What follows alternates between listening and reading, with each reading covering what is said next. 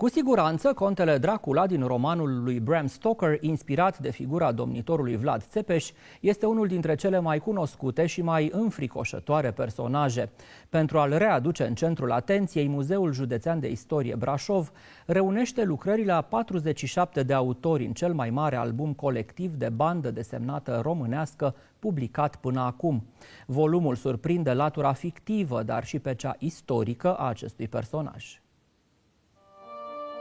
Dracula în benzi desenate este un demers inițiat de Nicolae Pepene, managerul Muzeului Județean de Istorie Brașov, iar albumul are numai puțin de 251 de pagini, realizate special pentru acest proiect.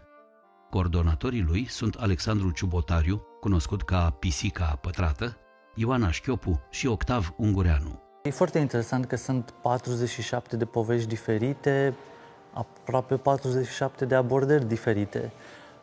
Îl avem pe Vlad Țepeș, personaj istoric, apoi avem Dracula, personajul complet fantastic care nu are nicio legătură aproape cu personajul istoric. Sunt povești fantasy, sunt povești horror, fiecare autor a avut o cu totul altă interpretare.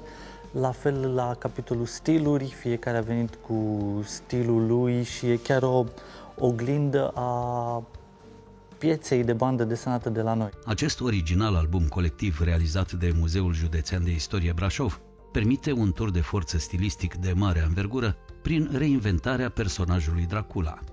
În egală măsură, reprezintă o lucrare importantă pentru cultura de bandă desenată din România. Am fost fascinat și de personajul Dracula, ca orice bun român.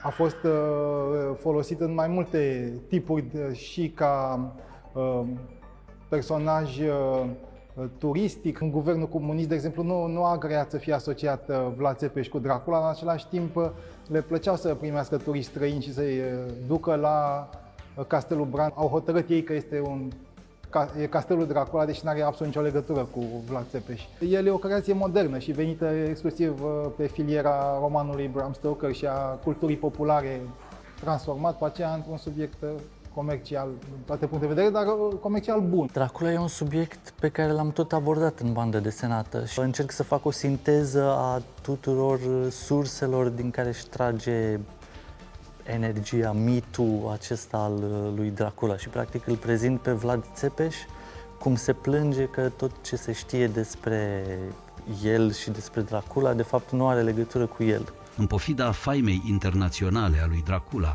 dar și a faptului că folclorul românesc abundă în personaje precum moroii, vampirii și strigoii, potențialul artistic al lui Dracula e încă prea puțin valorificat pe teritoriul țării noastre, la fel și cel economic.